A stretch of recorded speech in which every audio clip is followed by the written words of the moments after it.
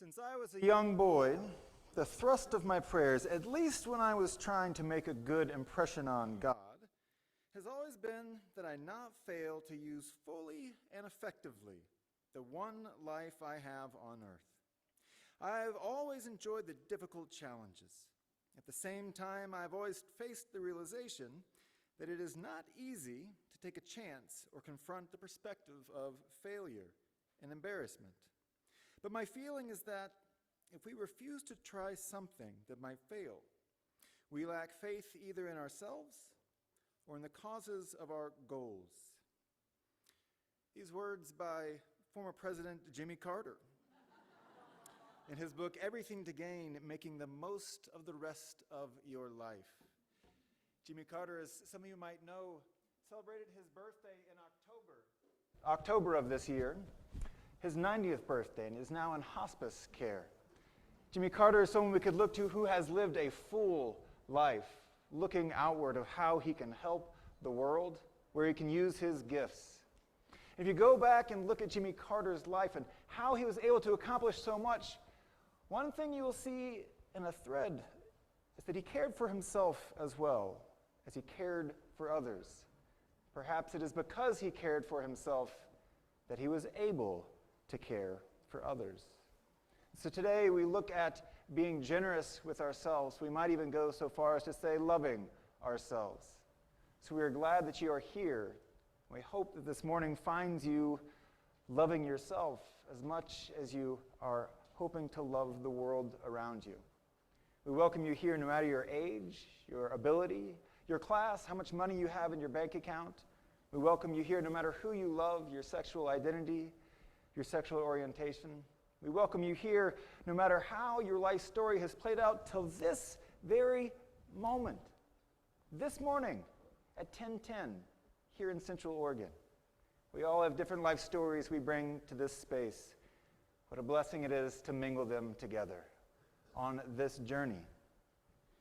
Let us rise and body your spirit as we sing our opening hymn, Guide My Feet. Yeah, go for it.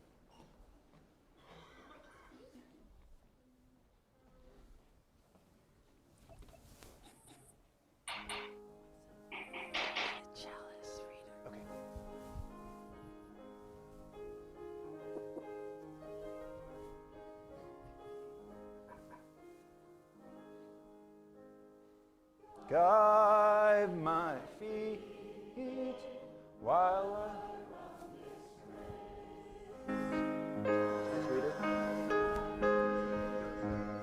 While I run this race, guide my feet while I run this race, for I don't want to run this race in vain.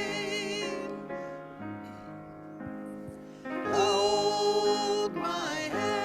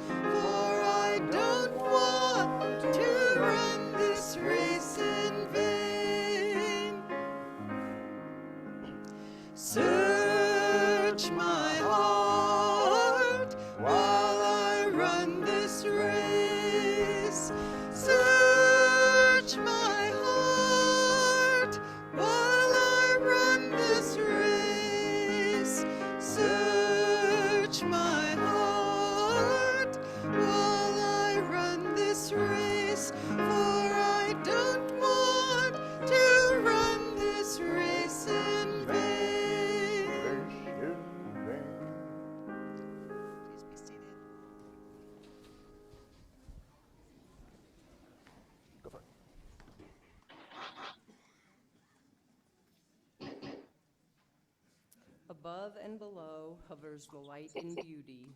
I am surrounded by it. I am immersed in it. I shall walk quietly, the trail and light and beauty.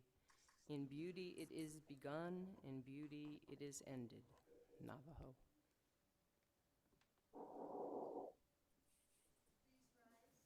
Body or spirit to sing Spirit of Life.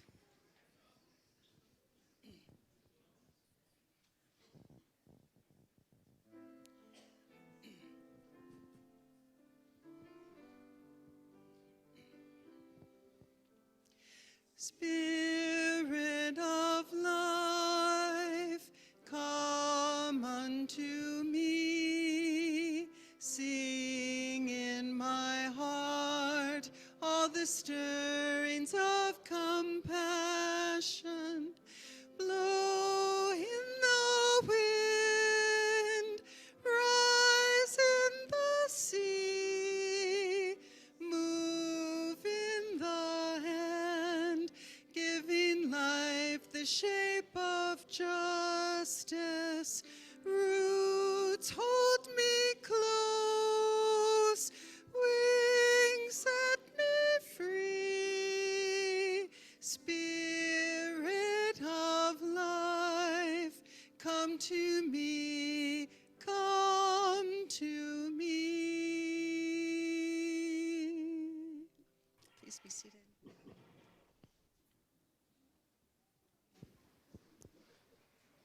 Good morning. I'm Amy Brock, and I'm the Director of Religious Exploration for Children and Youth. And this is a new month, so we have a new Soul Matters theme, and it is generosity.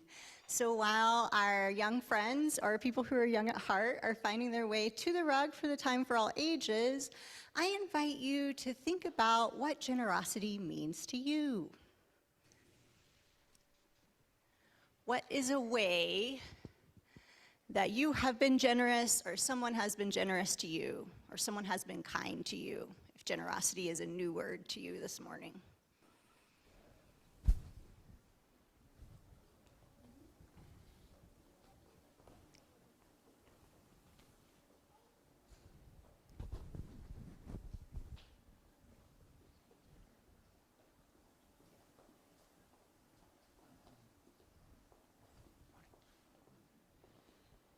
Bonjour. Hi.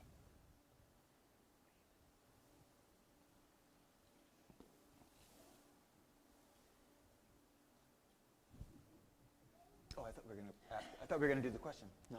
We can can oh, I can ask a question. What did you all come up with? What is the question? What's the question? What is an experience that you've had with generosity? What's a way that someone has been generous to you, or you've been generous to someone else? Yes. Or kind, if generous is a new word that you're learning today. What's something kind that's happened to you, or something kind that you've done for someone? I know y'all are kind people. I've seen it in action. Some people helped me put out tables today, and that was really kind. What about you, Elliot?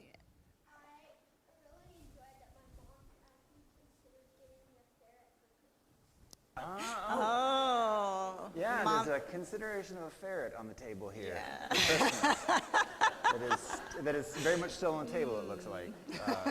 Not confirmed. Yeah. Anybody else have something that they've done that was kind, or someone did something for them that was kind that you want to share? Ah, that was People nice. brought food. People brought her food during COVID. Yeah. Susie? Susie. Susie's daughter moved here, and that was kind. Yeah. How about anybody do anything on October 31st? Did you guys do anything on October? What'd you do then? This is actually my mom, but my mom didn't have candy. Ah, right. So, yeah. We gave out, like, there was a little bit of candy that we were going to hand out, but Elliot and I gave out, like, half of our candy stash Whoa. to Mom's handing out candy because Mom forced us to give it out.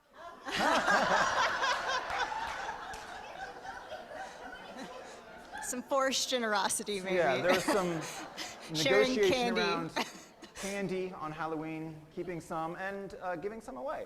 Yeah, very kind. Well, I've got a story about kindness and enjoying life and being generous. And it's about this cook.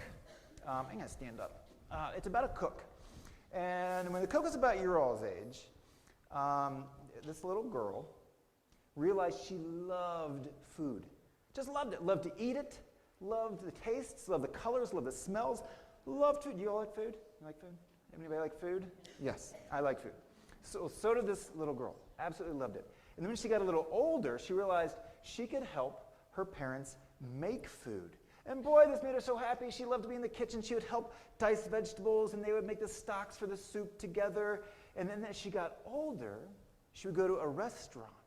She was about a teenager, and she realized, oh my goodness, they're cooking food everywhere. They cook food in restaurants, and there are cooks in restaurants. That doesn't just come magically from that kitchen. There are people back there who make the food. And so she realized at that moment, I could be a cook. I could spend my whole life preparing food for others and eating food and loving it. And so she did just that. She continued to cook for her friends and for her family. And when the time came, she went to culinary school. Culinary is a fancy word for cooking. So she went to cooking school, and she had such a good time learning all about cooking. All the ins and outs, all the pot sizes, all the spices, all the different kinds of food, and all the flavors mixed together. And she was just thrilled. And I'll tell you what, she was pretty darn good at it too. I think that love fed her ability. And so she cooked, and then one day, the day came after she graduated, that she was able to start working in a restaurant herself. And she had so much fun. She was a part of this big team of cooks. She was on the line, what's called a line cook, and she would help make one part of the meal, and they would put it all together as a team, and then they would send it out into the restaurant from the kitchen. She was now on the other side of that whole thing, making the food. She wondered if there was a little girl out there enjoying the food that she made in the same way that she enjoyed the food when she was younger. And she rose through the ranks, so they say, and she, one day, became the chef of her own restaurant. That means she got to make the menu, got to hire all the cooks and staff and decide what they made. And she did. And she was thrilled. She had such a good time with it. And they would make these wonderful meals, and they would send them out, and she loved it, absolutely loved it. And about a month's in, she realized, this is busy. Sending out all this food is a lot of work, takes a lot of time, all the preparation, all the planning, all the cooking, all the chopping. And so she started to skirt some things in her life. Like she started maybe not eating as often as she might because she was busy. She stopped maybe calling her friends and family as much because she had so much to do in the restaurant. She didn't have any time. And she would go to bed late. She would stay up. She would get up early. And she would cook and cook and cook. And what she noticed was she started feeling a little weaker. Her body started feeling weaker because she wasn't taking care of it very well. And eventually she was cooking one day, and she was like, I'm not cooking as well. I just don't feel like I've got it in my bones and my muscles as well anymore. No matter, there's people out there waiting to cook or waiting to eat. And so she just ignored it because she loved cooking and loved feeding the people. And one day, she was cooking and feeling awfully weak, and she started feeling kind of light in the head, and she was in the kitchen, and there was all the steam and smoke around, and it was all busy, pots and pans clanging. She started to feel dizzy, and she fell down right there in the middle of the kitchen, right in the middle of dinner service. What to do? Well, it was just fine because the kitchen was well prepared, and they knew exactly what to do. And she decided that she needed to take a rest. She needed to rest, and she needed to take care of herself a little bit better if she was going to prepare food for all these people. And she did, and while she rested, everything was fine at the restaurant because the cooks were great, and the staff was great, and everybody did their job. And when she came back, that first day at lunch, she said, I'm going to sit down and eat a full lunch before I prepared lunch for all the people out there. And she did, and it felt very awkward at first because she wasn't used to doing that, but it did taste very good. And she slowly ate her lunch, and then she got up and said, well, let's make lunch for everybody out in the dining room. And then dinner came, and she said, okay, let's get ready for dinner. And she thought, oh, wait a second. I should sit down and eat a full dinner. And she did, and she got up, and she, that night, had so much energy to cook food out there for all the people. And she had this experience and realized, the better I take care of myself, the better I can cook. Have you ever had the experience of being kind for other people? Yeah? Everybody's been kind. I know everyone here has been kind to somebody else.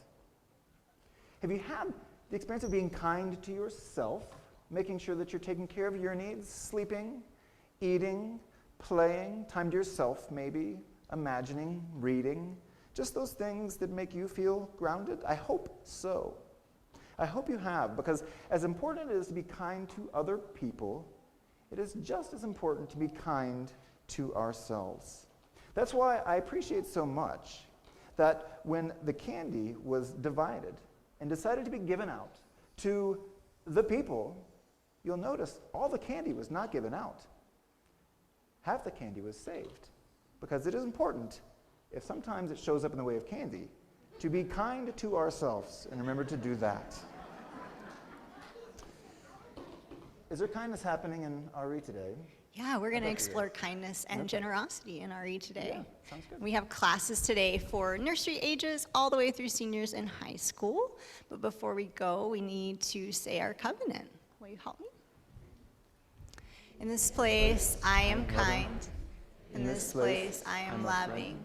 In this place, I am a friend to the earth and all animals and people. In this place, I am loved. Will you please rise and make our arch for our children to go to their RE classes? And we're doing a new song because it's a new month. This is a simple little song. We'll just start singing it and you'll catch on. By the end of the month, we'll be doing it in a round, but today let's just learn the melody.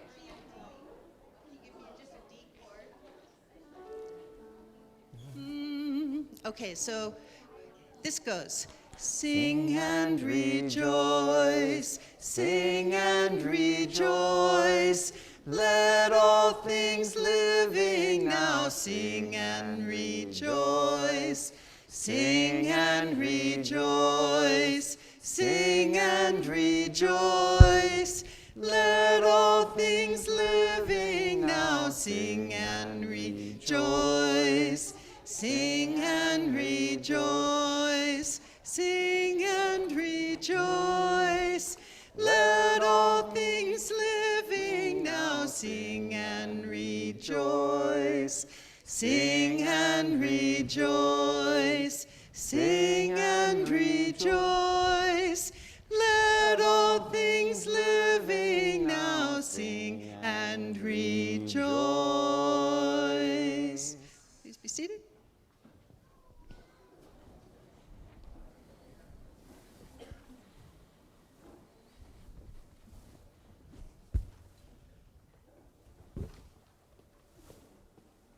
That was my cue.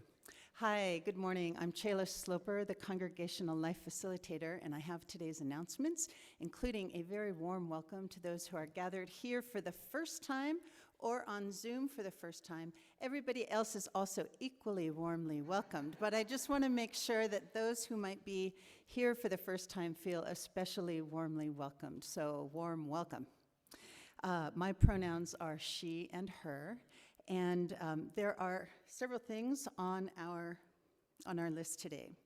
So Judy Hurlbert will be in the gathering hall today taking orders for the memorial birds. This has to do with your legacy as a member of this congregation exceeding your lifetime, being reflected by a lovely bird on our memorial sculptures. So you can talk to Judy about that after the service.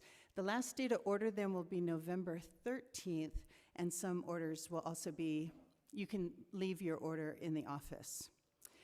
Also today, Chris Herrick will be in the gathering hall. This is her last Sunday, also gathering signups for Chalice Lighters, which supports Unitarian Universalist congregations in the Pacific Northwest region. So something, I absolutely also want to say that today, being the first Sunday of the month, we have our newcomer welcome. So if this is your first or second time, or you're still trying to find your way, people from our members of our Connections team will be meeting in the Founders Fireside Library. That's where the fireplace is.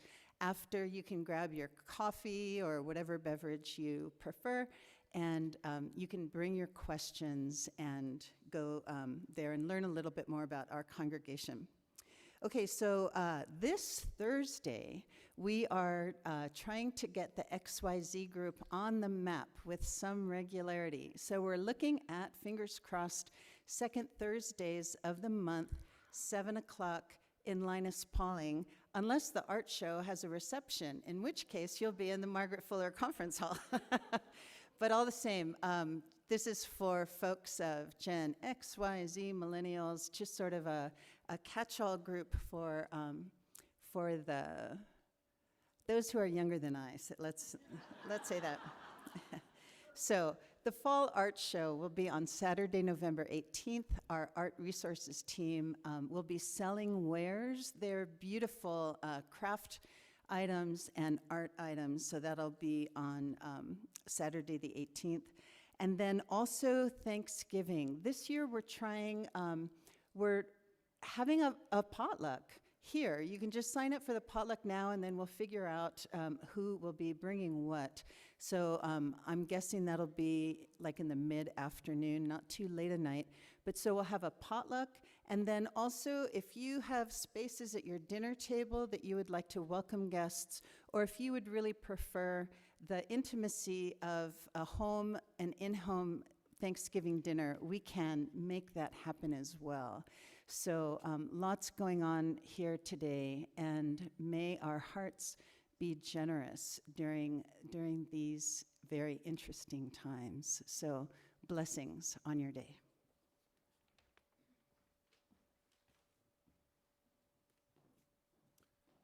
On the first Sunday of the month, for our offering, we collect the general community collection, which is a time that we support a larger work in the community that shares our values. This morning, we are sharing our offering with Water for Warm Springs, and Maggie Miller is going to share a little bit about what that project is.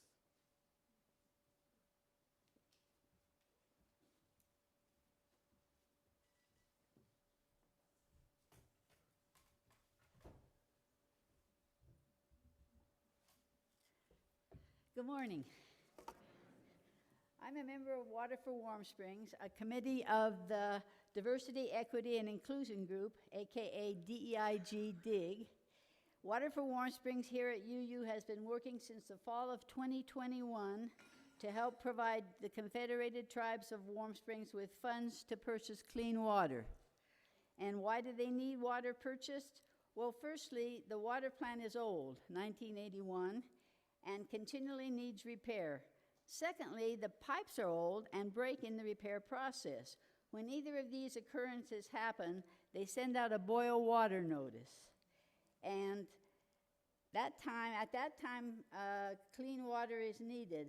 And I might say, when a boil water notice goes out, that means the kitchen tap water is smelly, rusty, and brown, not fit to drink, and more. The emergency water program at Warm Springs began 7 years ago when the plant started failing. There are 3,800 households in the town of Warm Springs that depend on the plant for water. In outlying areas, private wells fill the water need. When a boil water notice goes into effect, the emergency water program is able to provide each household with 3 gallons of water per day. Until last spring, they were able to provide 9 gallons of water per day, but there's been a reduction or a drastic reduction in donations, and supplies are limited. The average household size at Warm Springs is 9 members, and that means those 3 gallons in each household provides a little over a quart of clean water per day for each household member. The laundry is done with tap water, as I told you about. The federal government has allocated grant money to build a much-needed new water plant, but those funds can't be used to buy this clean water that we're helping to provide. Also, Before new work on the plant can begin, the old pipes must be replaced or repaired. This is happening now. Projected time for completion of the new plant is 3 years. The emergency water program is providing 9,000 gallons of clean water a month to the people of Warm Springs. UU's Water for Warm Springs has contributed almost $20,000 in the last 2 years to the to the emergency water program. UUFCO has reached out to all the UUs in Oregon, and we've received wonderful support. We've received large donations from Grants Pass, Eugene, First Unitarian in Portland, and Mid-Columbia at Hood River. And a special shout out to the Hood River group for their continuing support. I think they've almost exceeded us in their support of the Water for Warm Springs program.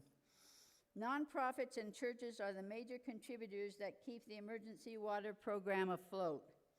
Our continued commitment to this human need project might be considered our mini reparations to our Warm Springs neighbors. I realize that might be an overstatement, but think about it. How often are you able or asked to help a tribe just up the road with a public health need?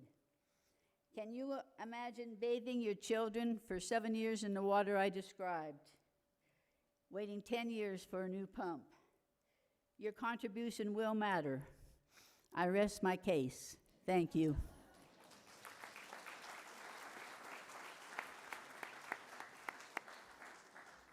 Thank you, Maggie. In that spirit, in the spirit that water is life, we will take our morning offering for Water for Warm Springs.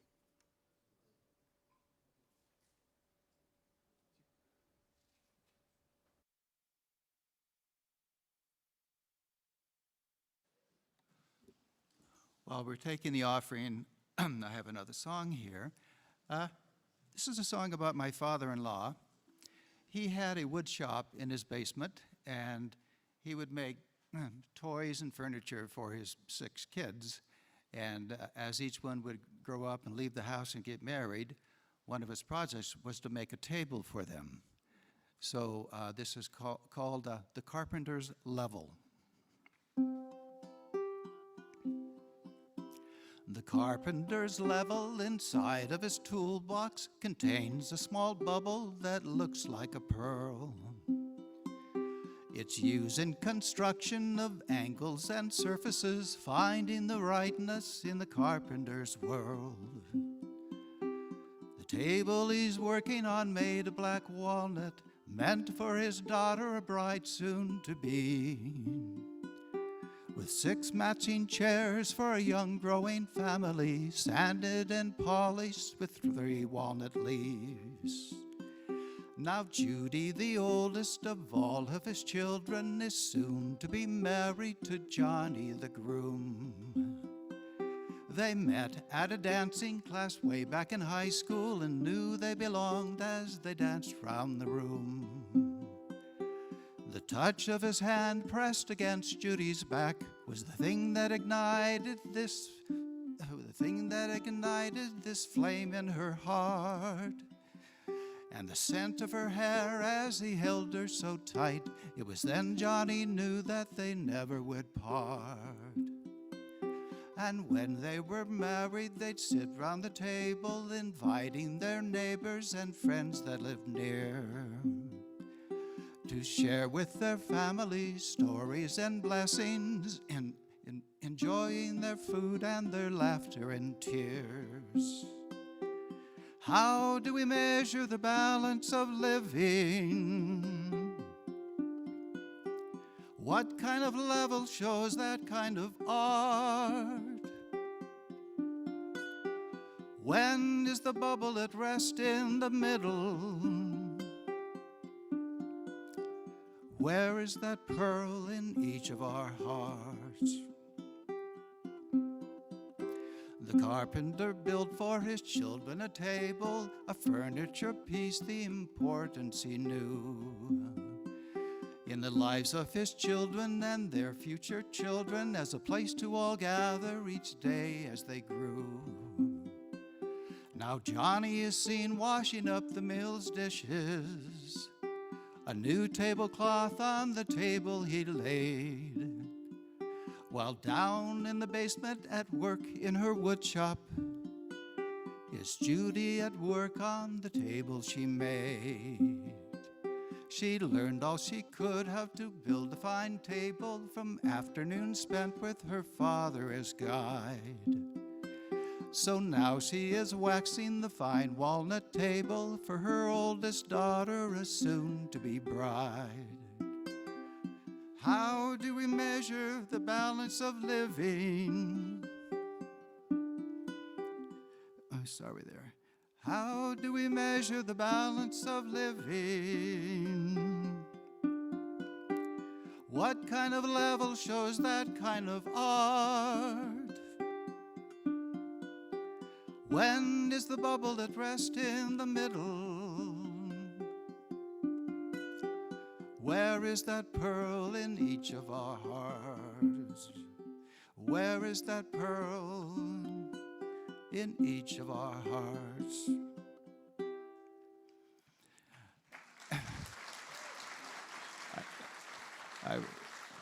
I sang this song to my wife's siblings this summer, and right away, as soon as I sang the part about Johnny washing up the dishes, they all went, no, no, no, no, no.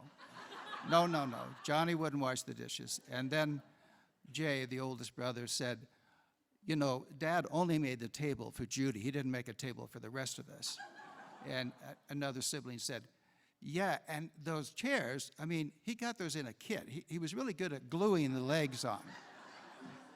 And then another one said, well, he made me a rocking duck. And I said, a rocking duck? And he said, yeah, you know, like a rocking horse, but a rocking duck. And so I listened to them, you know, kind of talk back and forth about all the things their father did for them. And at the end, I just said, I'm keeping my song the way it is.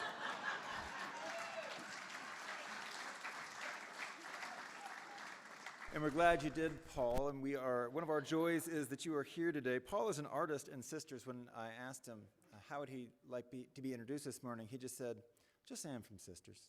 And for him, that was enough, but that's being quite humble. He is a multi-talented artist. He's a multimedia artist, and he is a joy to have both in Sisters and in this Bend community. So a joy for us is to have him today. And that's a good segue into our joys, sorrows, and gratitudes. Each week, we share publicly our joys and our sorrows and our gratitudes with each other, knowing that a joy shared is a joy amplified, and a sorrow shared is a sorrow that might be lightened just a bit. And so as I'm reading our joys and sorrows that are being shared publicly, these are on our kiosk, and you can fill them out on Sundays. Feel free to light a candle for a joy or a sorrow or a gratitude in your own heart. So Marilyn Kay writes, I have a joy that the federal government is beginning to provide running water to tribes in the U.S., but a sorrow that most tribes still lack running water and potable water, electricity, and paved roads. So Marilyn Kay, we share that joy and sorrow, and we do what we can this morning by sharing our resources. Pat Smith is filled with joy and gratefulness that my daughter Sheila received her kidney transplant on Friday night at the Mayo Clinic in Phoenix. That's where I'll be for several weeks as a caregiver. Our hearts are with you there as well, Pat. I'm sure Sheila is appreciative to have you there as well. Megan Hooker shares that I learned this week that I have yet another cranial CSF leak that will require additional surgery. I'm also still dealing with a spinal CSF leak symptoms and imaging showing 5 suspicious sites in my lumbar spine. There's additional testing and treatment ahead in the coming months. I'm feeling quite weary, and I really hope it all sticks this time around. Your wishes in my direction for a strong and intact recovery are most welcome. Our hearts are with you, Megan. And a joy and a sorrow sent from afar from Jamie Rose McNeil. After much government secrecy and 2 evacuations from Guatemala and Panama due to civil unrest, I feel grateful to have arrived safely home. Jamie, are you here? Oh. This joy and sorrow is not quite as from afar as I thought. I had not read it through. I feel grateful to have arrived safely home, and so are we, Jamie Rose. I'm sad to have left my host family, work partners, and students so abruptly, but hope to return to Guatemala again soon to finish out my Peace Corps service. We are so glad that you're here, Jamie Rose. Unrest in Guatemala, a war in Ukraine, conflict and ongoing devastation in Gaza and Israel, mass shooting in Maine, political unrest here in our own government. There is indeed a lot happening right now in our world, a lot to give us heavy hearts, a lot to make us scared, frankly, feeling helpless and just scared, maybe scared for ourselves and our loved ones, and scared for those that we will never know, but have a room for in our heart nonetheless. And so I offer this as our prayer this morning, followed by a silent meditation. Piglet, said Pooh. Yes, said Piglet. I'm scared, said Pooh. And for a moment, there was silence. Would you like to talk about it, asked Piglet, when Pooh didn't appear to be saying anything further. I'm just so scared, blurted out Pooh. So anxious because I don't feel like things are getting any better. If anything, I feel like they might be getting worse. People are angry because they're so scared, and they're turning on one another. And there seems to be no clear plan out of here. And I worry about my friends and the people I love, and I wish so much that I could give them all a hug. And oh, Piglet, I am so scared, and I cannot tell you how much I wish it wasn't so. And Piglet was thoughtful as he looked out at the blue skies, peeping between the branches of the trees in the 100-acre wood, and he listened to his friend. I'm here, he simply said. I hear you, Pooh, and I'm here. For a moment, Pooh was perplexed. But aren't you going to tell me to not be so silly? That I should stop getting myself into a state and pull myself together, that it's hard for everyone right now? No, Piglet said quite decisively. No, I'm very much not going to do any of those things. But, said Pooh, I can't change the world right now, continued Piglet. And I'm not going to patronize you with platitudes about how everything will be okay, because I don't know that. What I can do, though, Pooh, is that I can make sure that you know that I'm here, and that I will always be here to listen and to support you, and for you to know that you are heard. I can't make those anxious feelings go away, not really. But I can promise you, all the time I have breath left in my body, you won't ever need to feel those anxious feelings alone. And it was a strange thing, because even as Piglet said that, Pooh could feel some of those anxious feelings start to loosen their grip on him. And he could feel one or two of them start to slither away into the forest, cowed by his friend who sat there stoically next to him. Pooh thought he had never been so grateful to have Piglet in his life.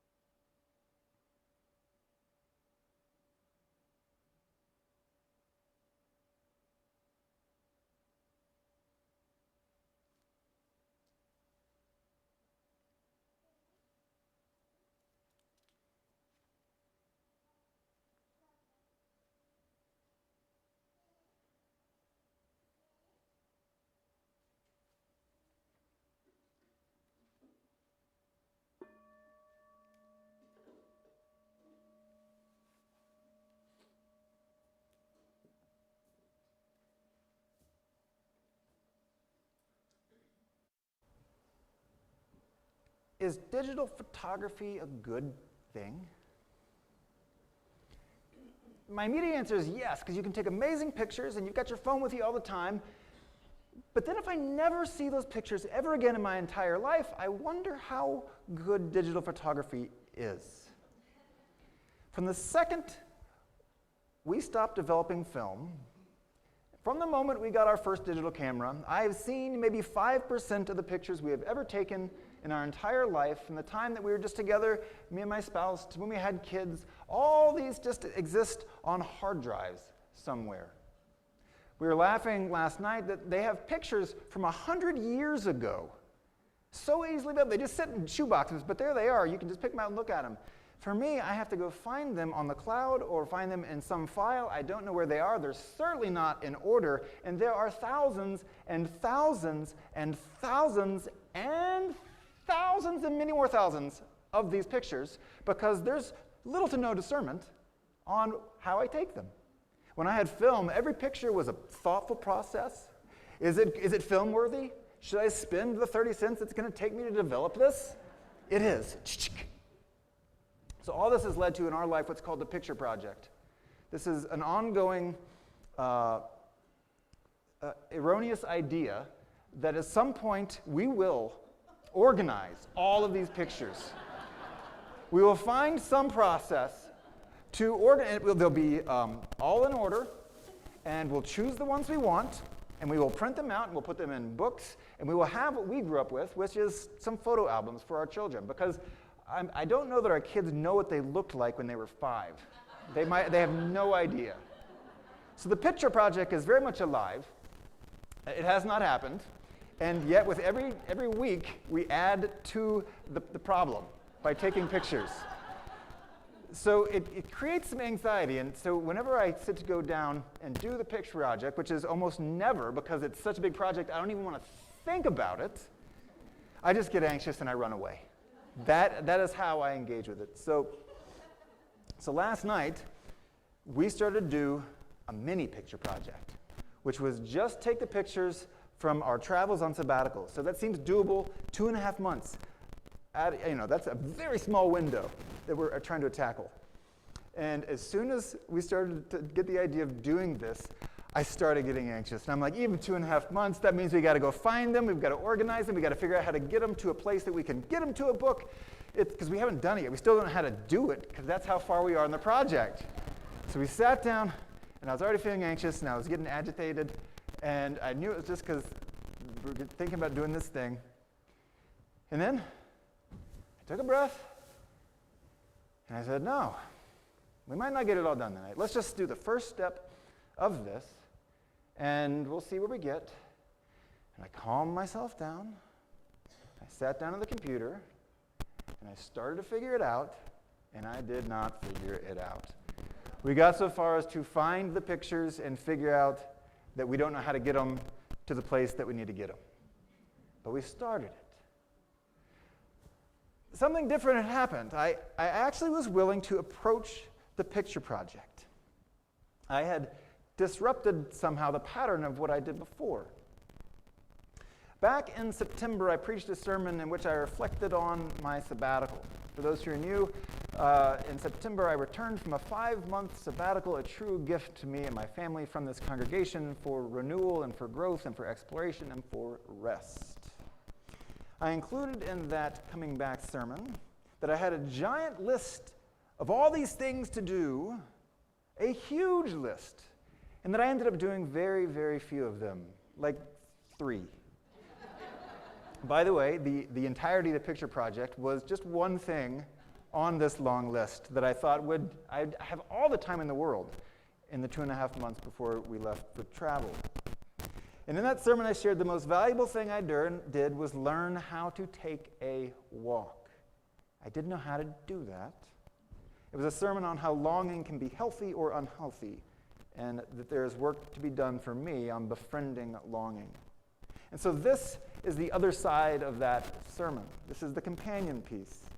This is why taking a walk was an epiphany for me, and how I learned to do it. I received sabbatical as such a precious gift from this congregation. and I took myself seriously not to squander it, and I did not, good people. And I usually don't preach so personally, but I wanted to share about my experiences and how I was able to grow due to this gift. I don't pretend that my story is your story, but I did want to share it, and I did want to say thank you ever so much. Emerson said, preaching is life passed through the fire of thought. And so this is a bit of my life. So when I sat down to the picture project last night, I had to acknowledge that something inside me had shifted, even if just a bit. And I was, I'll say, proud of myself, because change isn't easy. As I've reflected on my own change over sabbatical, and I can see some of the moves, it comes down to this process for me. There is knowing, there's understanding, there is practice, and then there is being. Knowing without understanding does not bring change. Understanding without practice does not bring change. But knowing, understanding, and practice can actually bring change into our being. So to know something is to know or recognize an idea or a feeling in your life, the most accessible of the three, just to know it's there. To understand something is to understand that idea or feeling truly, of how it incorporates and matters into our life, why it's important, why you want to address it, and what stands in the way. Practice is to begin to put new paths into your life by trial and error, but with commitment with this knowledge and understanding.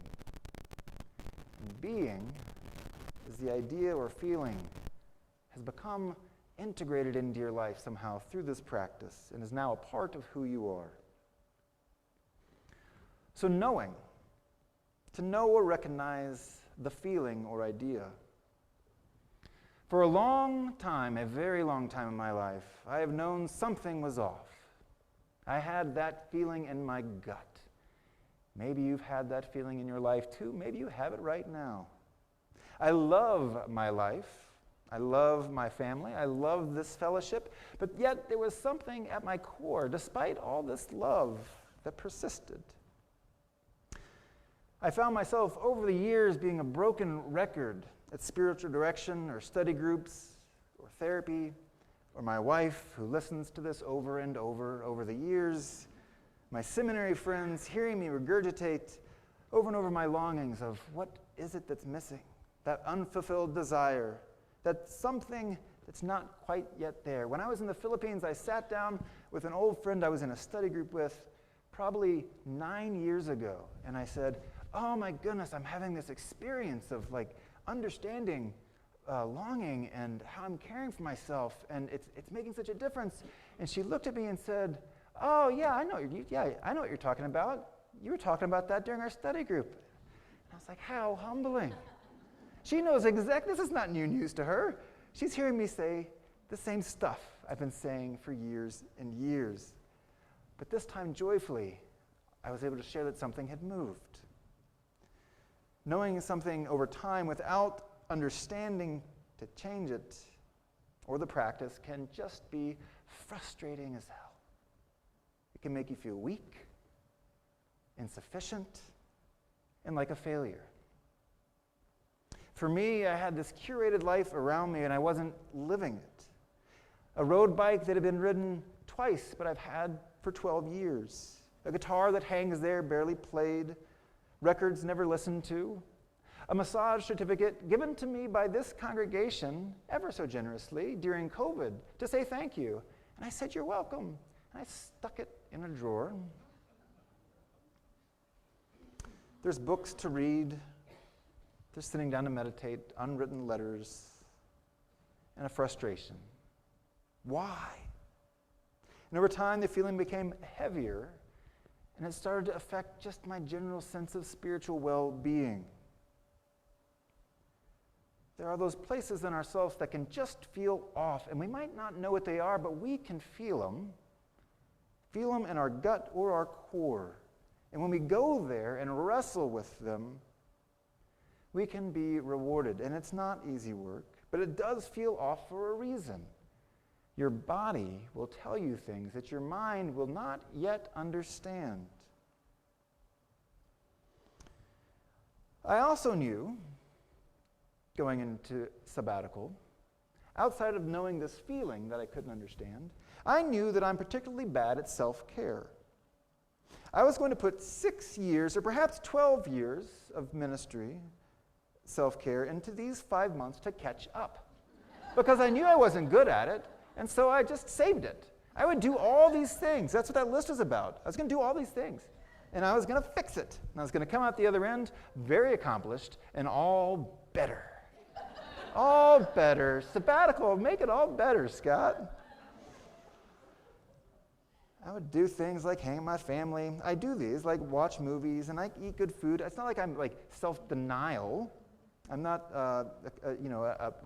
self-flagellation. I'm not doing that. Don't worry. But I mean the deeper stuff, like the spiritual stuff, like really taking care of my own well-being spiritually. And I would shrug it off. The matter of fact is I just wasn't interested into it. It didn't really matter to me. So what did I know going into sabbatical? This feeling, and I knew that I wasn't doing much self-care. Understanding. To understand an idea or a feeling, why it's important, why you should address it, and what's in the way.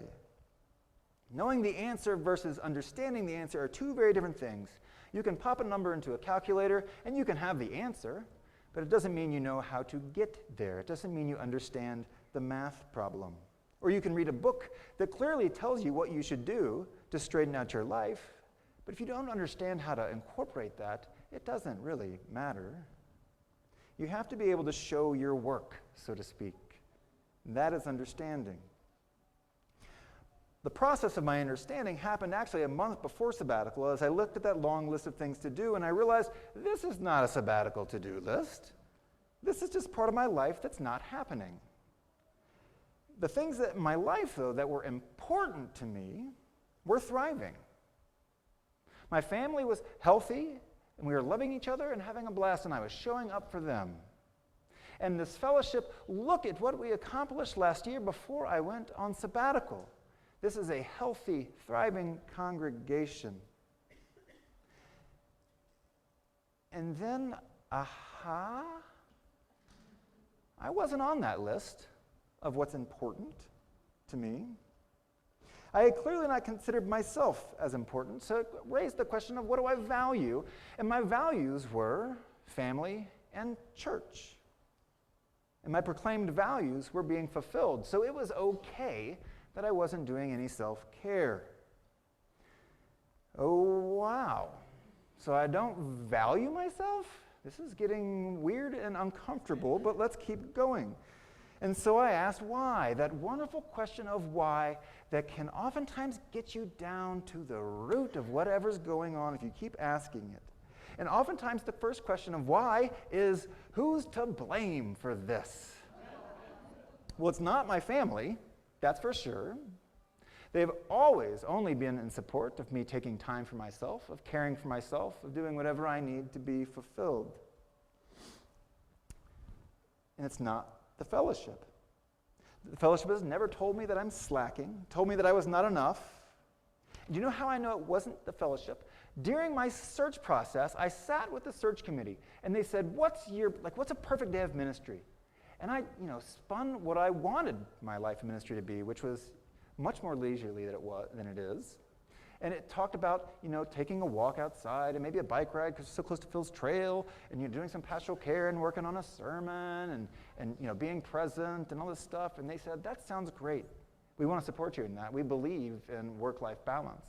So right from the beginning, the fellowship has supported me. It's not the church.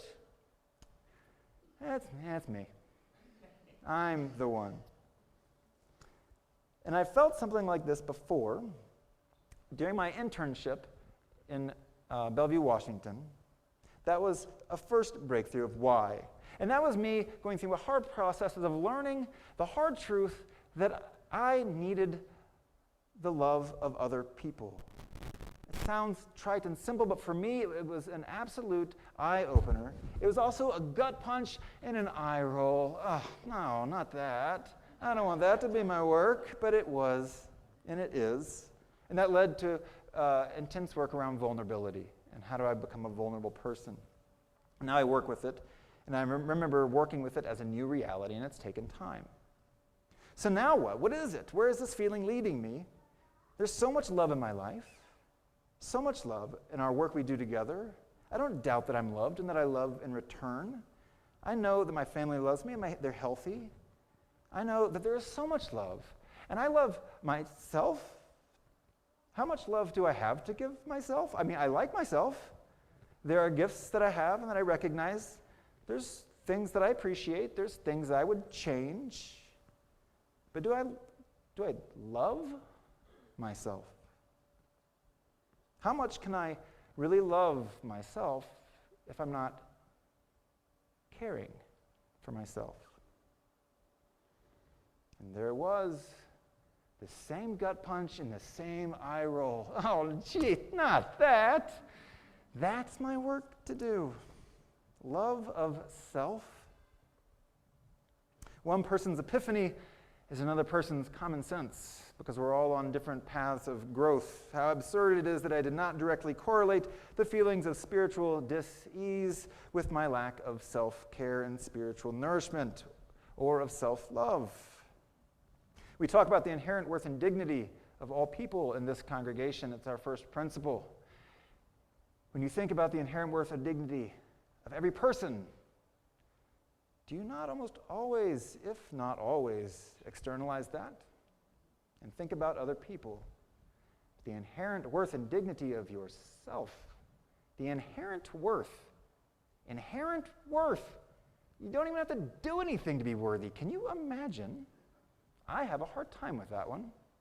My feelings of worth are very much tied to external validation in what I do and what I am in the world. A person who finds their self-worth in affirmation and external sources are people who might begin to deny themselves so they can show up for that outside world. The self is made to be in service because that's where value and worth are found. So then care of self becomes secondary to the prime directive of meeting those external goals. This might show up on the side as anxiety, fight or flight from daily tasks, ignoring one's own needs or one's own hobbies or interests, skipping meals, cutting down on sleep, unhealthy habits, not exercising regularly, not doing things like meditating or taking time for yourself to do things like a walk for 10 minutes, for God's sakes. I know because I did all these things. Church and family filled me up, but not all the way. There is still a vessel missing. I was missing it. I don't think it's true to say that you can't love others until you love yourself. Because I definitely love my family. I definitely love you. I think it's true to say you can love others better when you love yourself. That much is true. And in the Enneagram personality process, the Enneagram self-growth thing, what's it called? What do you call the Enneagram? Personality type. Personality types of the Enneagram. Like I said, this is my story, not your story. You have your story. But my story is all based in my own fears around worth. And then we create patterns or stories to protect those fears. And the Enneagram would suggest that there are a whole slew of fears. Fear of being wrong, fear of being unwanted, fear of being worthless, insignificant, invaded, unsupported, deprived, weak, in conflict. Those are other fears that you might hold that drive you to those stories that are untrue in your life. My brother reminded me that my mentors charged me at my ordination was around self-care. And on that morning, I should have listened to the preacher. And let me be clear, this is not a woe is me sermon. This is a woe is me sermon. Like, whoa! Hey, like, what are you doing? And whoa, hold on, pull the reins back and slow down. This is a woe is me sermon. Paul?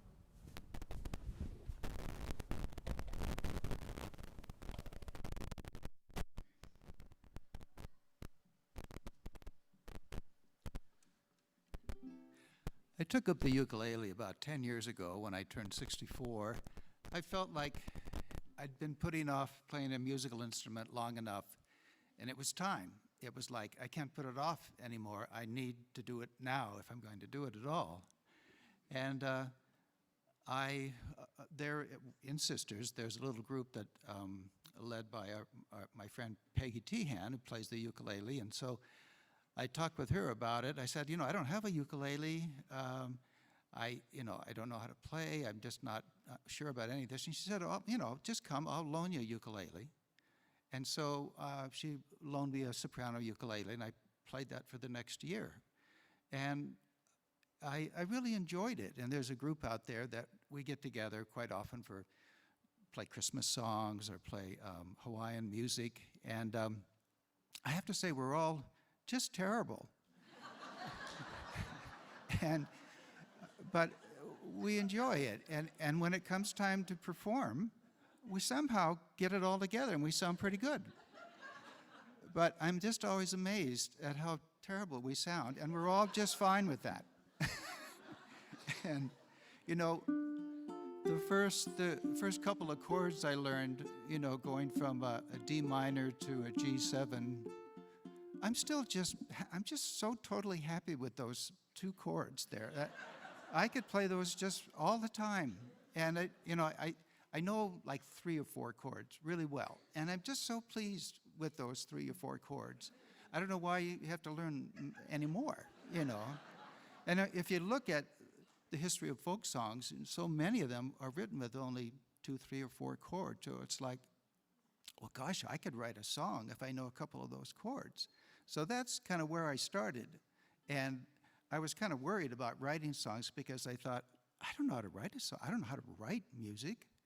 And I was telling a fellow camper at Song Camp about this problem I had. I don't know how to do this. And he looked at me and he said, nobody does that. Nobody writes the music down. You just sing it. You just write the words down and you write some chords above it. And that's all you do. I go, gosh, that's all you do? Is that easy? And so anyway, I gave a lot of thought to that.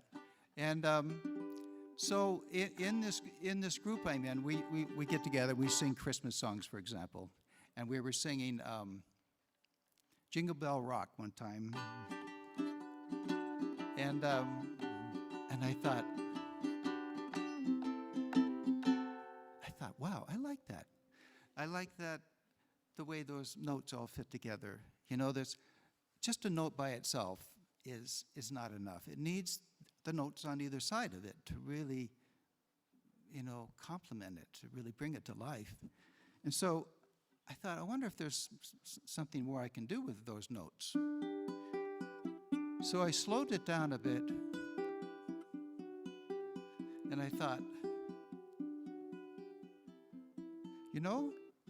there's another song inside that song. And so I worked on that. So let's see if I can come up with this here. This is called A Country Singer. I want to be a country singer, but I don't play the guitar, and my voice can't hold a note. Still, I want to be a star. I don't own a cowboy hat or have a gun that even shoots. You might ask me why I have this dream. It's 'cause I've got the boots. I've got the boots. They're a bright red pair I found down by the stairs.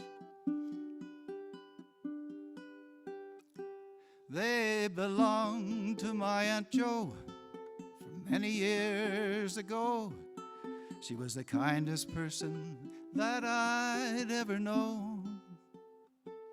She was a singer in a band and and performed at county fairs. I was only 5 years old the first time that I saw her there.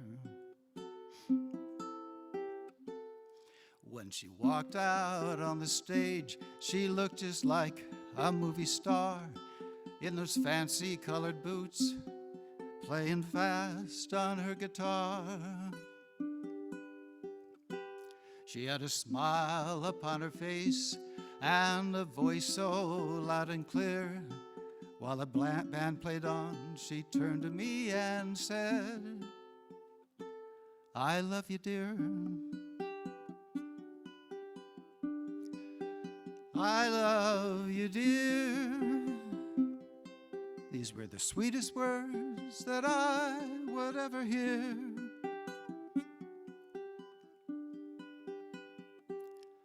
And the dancers spun around me as I stood there on the floor, and that moment filled my heart forevermore.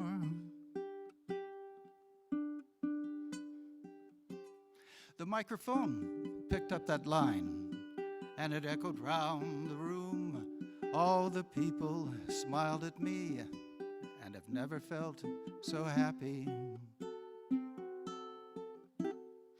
Though she died when I was 10, and that was 30 years ago, I've raised my own family since then. Now it's time for you to know I want to be a country singer with a smile upon my face and sing my whole heart out and touch the whole human race. But I don't play the guitar or have a gun that even shoots, and my voice can't hold a note, but I've got to start. I've got the boots. Oh, I've got her boots. Ah, la, la, dee, da, da, da, dee, da, da, dee, da, da.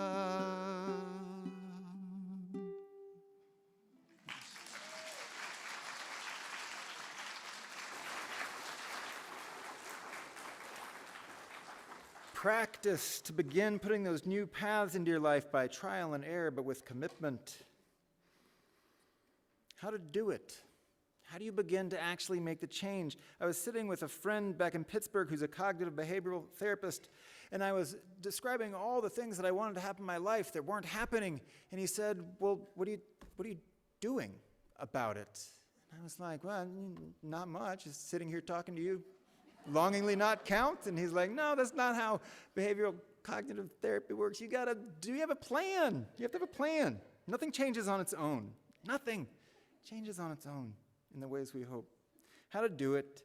Find support is a great way to do it. If you want to run more, go find a running club that you're responsible to. You want to write poetry? We got a poetry group here. Get with those good people. Find a therapist. If there's something wrong in your life, find an addiction support group. Find a meditation circle. Find a sewing circle if sewing is the thing it's missing in your life. I had to adjust my expectations for sabbatical and kill all the projects, and I became the project. The sabbatical project was to learn how to chill out. And I'm a pretty laid-back dude, so that was surprising information to me. How to deal with the feelings of anxiety that arise when I begin doing self-care. It felt very foreign at first, and greedy, and selfish, but I trusted the importance of it all, and that loving myself is enough, and that it needs to happen. What does it mean to love yourself or your spiritual self? My guess is you probably already know in some way. There is an intuitive sense that we have.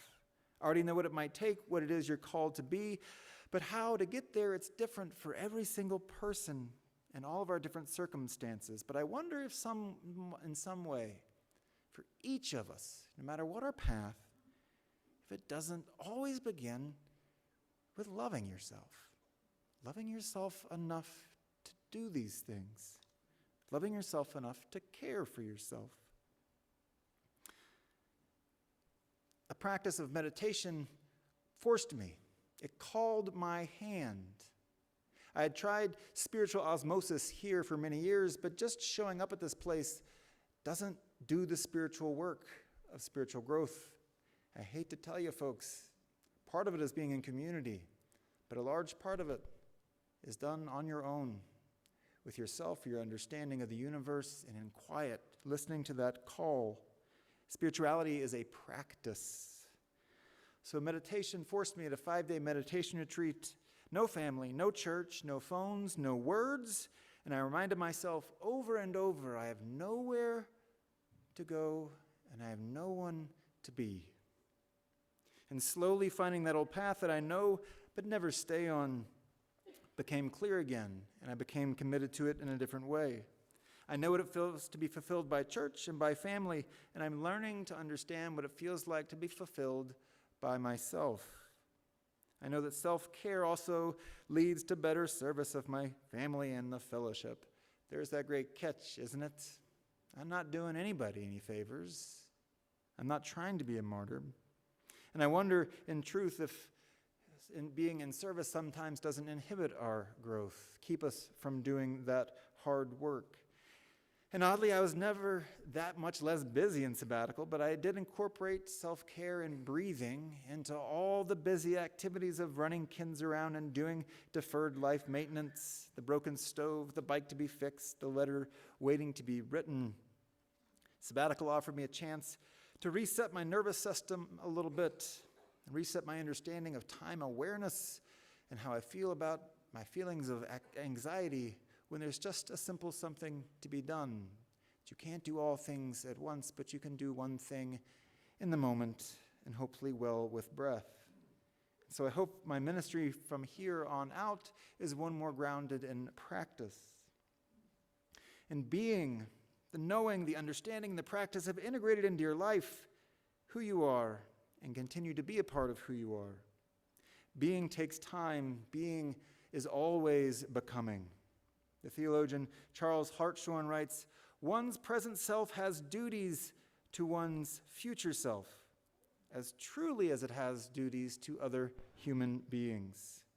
Mere impulse will repeatedly pull one in directions contrary to this requirement, just as impulse will pull one in directions contrary to the requirement to give heed to the needs of others." Charles Hartshorne is a process theologian. That's a fancy way of saying God wants you to be happy. The universe wants you to be happy and care for yourself. In my first sermon 6 years ago here, 5 years ago here, this is my 6th year. 5 years ago, I said, I don't know what I'll be or who I'll be in 5 years, but I'm committed to growing with you and being here with you and seeing what happens. I say the same thing now. I don't know who I'll be in 5 years or what I'll be or who you'll be or what will happen, but I'm committed to being together and doing that work with you.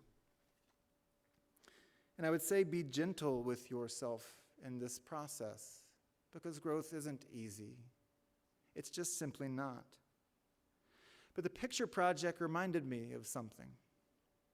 What it can look like when all these come together. Paul reminds me of something. That's why he's a perfect musician for this Sunday. He knew he wanted to write music.